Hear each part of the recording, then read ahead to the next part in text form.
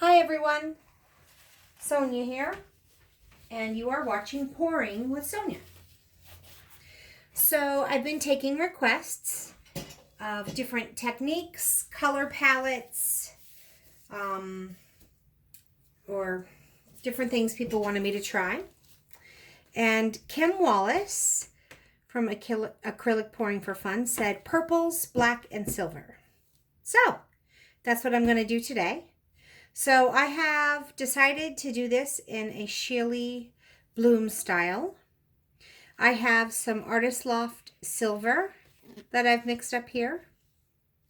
Then I have Liquitex, so that is an opaque. Then I have Liquitex Prism, which is a transparent that I've mixed up here. Then I have Jo Sonia's for the rest of my paints. I have Jo Sonia Dioxazine Purple, which is opaque. Purple Matter, semi-transparent. It's kind of like a red violet, actually, so. Then I have Amethyst, which is a nice, beautiful little light purple, but it's an opaque. And then I have a Violent Iridescent, which is going to give like some fun iridescent effects, which is also a transparent. So I have opaque, transparent, opaque, semi-transparent, opaque, transparent. And then what I'm going to do, so I've got a few different shades of purple and then a silver. That's kind of a red violet, so it's kind of not quite as bright as magenta, but still a pinky purple. And then I'm going to use black as my cell activator that I put on top, which is Arteza Mars Black. So those are the colors that I'm using in this pour, inspired by Kim Wallace's request. Thank you, Kim. I'm just going to set these paints aside real quick. Sorry about that. I just don't have a big workspace, so I've got to keep it a little bit cleared off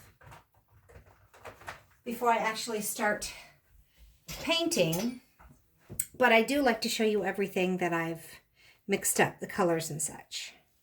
So I want to kind of keep them in this order. Not sure. I think I might do that one. I think that's the order I'll even put them in and do the black next to the silver. Could be fun. We'll see soon enough. So I'm going to put my pillow down, which is my Sherwin-Williams Color to Go Satin. And so that's what I'm going to put down as my pillow, which is basically the Shealy Bloom style. I won't give away the pouring medium I use because I took her class and I'm respecting that. But that knowledge that she has. But basically it's just a puddle pour that you then put your cell activator on top, whether you're going to put something with Floetrol or something with some silicone or whatever you're going to put on top, and then blow it out and then tilt it. So, I mean, that's the basic concept. She just has a really unique pouring medium, which works really well. So I'm going to pour out my pillow here. And I love all of her stuff. If you haven't seen Shelley Carruthers, then you're missing out. It's really fantastic. So I want it to be about 1 inch from the sides, I think, so that I have enough for it to really pour out. And now some people are really good at doing actual bloom petals, and I am not. I know my weaknesses, so I don't even try and go for that. So what I end up doing is I pour a little extra paint, and I try and just cover all of the canvas with it. You do have to pour a little more paint that way, but since I don't seem to be able to get good blooms themselves, I'm going to just cover it all up. And this iridescent purple is a little thicker than my other colors and a little thicker than what I normally do. So I'm a little concerned about that, but we'll see how it goes. The rest of them are nice and flowing off pretty easy, but leaving a little mound. Hopefully you can see that. I'm not very good at showing the consistency. Like my stick always blocks it. But that's my consistency. Drizzling off, but still leaving a nice little mound. So that's my amethyst. So I had a transparent, opaque. This is the Purple Matter. It's a semi-transparent. It does tend to take over in most pours that I've seen. So I have also found that the color you put on the bottom and the color you put on the top get highlighted in this technique, and the ones in the middle poke through. So hopefully with the purple matter seeming to be a color that takes over, by me putting it in the middle, it won't maybe take over so much, and some of these other purples will still shine through. And I just love dioxazine purple. Who doesn't? I do. I love it. So this technique works best with transparent and semi-transparents. So, but I couldn't resist using, first of all, the silver's opaque and the dioxazine purple's opaque, but I can't resist using it. And then the amethyst is just a nice little light color, like a nice little lilac. And this prism is really actually a lot darker before I added it to the kind of translucent white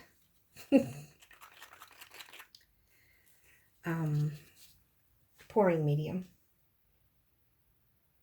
But it made a nice little purple there. Uh-oh. Well, that doesn't really matter. All right, let me put this off to the side because I'm going to blow. These are my colors.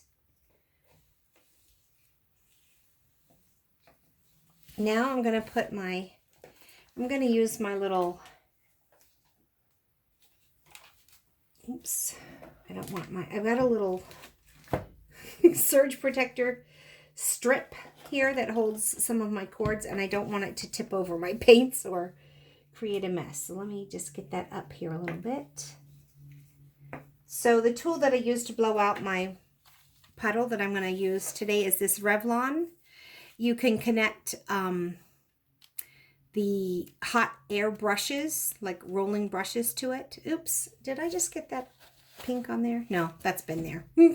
But it's got a cool setting, a low setting, and a high setting. And the cool setting blows high, even though it's cool. So that's what I will use to blow this out. And I want to get this a little bit back in the middle. I must not be quite level. Okay. And now I'm going to put my cell activator, which is going to be black, right in the middle.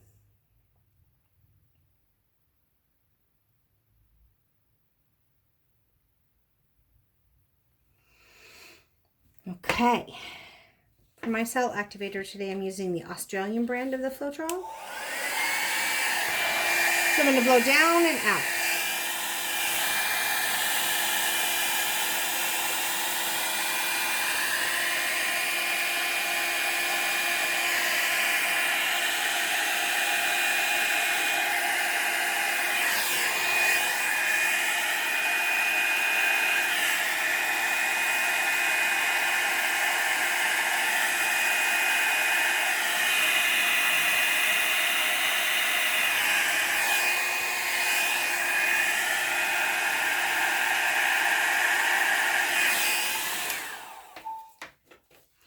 So interesting, I didn't really get my mojo on for this half. I kind of got it on for this half.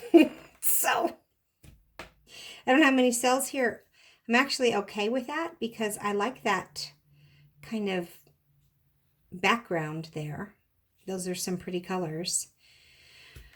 And now what I need to do is wait for some, because I blew down, I need to wait for some of that paint, this pillow paint, to come back up underneath it so it'll flow easily. Yeah, so it's not quite flowing yet because this wants to move before the area that I blew. So I'm just going to wait a minute for that to come back up and kind of reabsorb or tip back underneath that. I can kind of help it along, but I don't want to do too much. I think I was saying my cell activator, I use the Australian Floetrol for this, which is thin. Much thinner than the US Floetrol, and I usually use it for the swipes, but I'm going to try it on this bloom. I actually like using the US Floetrol with and add glue to it because the cell walls hold up better. I've got some beautiful cells here. I'm just afraid they're going to, or lacing, distort too much, but we'll see. I'm just playing around. I do need it all to move together though, because they'll definitely get smushed if this part doesn't want to move, and that's the only part that's not moving yet. So let's see if I can get it to move a little. Just rocking it back and forth.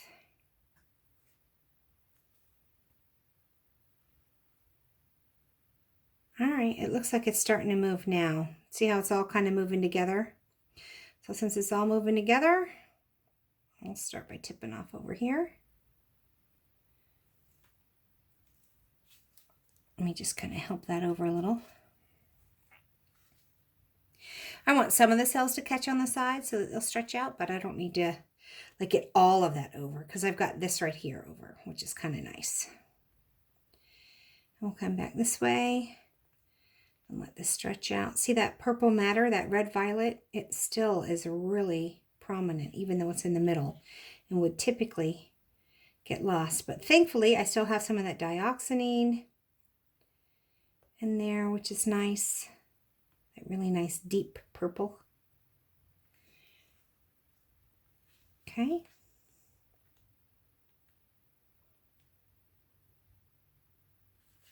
And let's come back this way. Catches on the corner and then just kind of stretches out. I don't feel like I have quite enough pillow paint on this. I've been doing so many different techniques other than this bloom technique that maybe I've forgotten my proportions I need.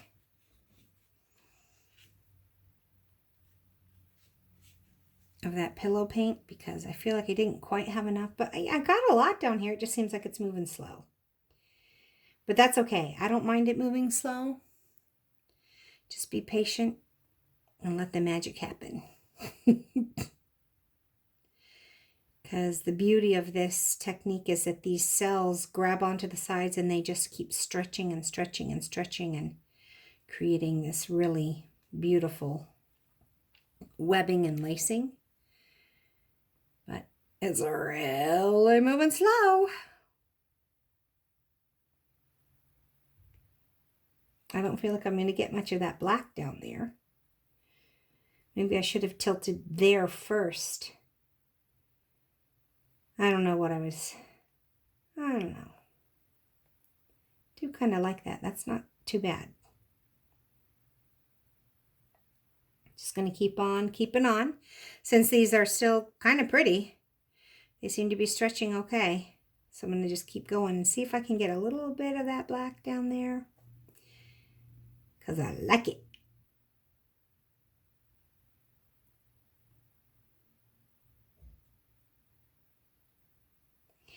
If I could get some of that black down, then I could stretch it back a little bit.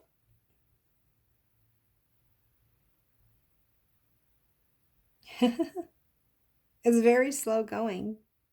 Sorry, maybe that's not too exciting to watch, but just got to kind of be patient sometimes and let it just stretch and grab. All right, now that it has, I feel like I can come back down and that's going to stay where it's at and stretch out some of those squished up cells.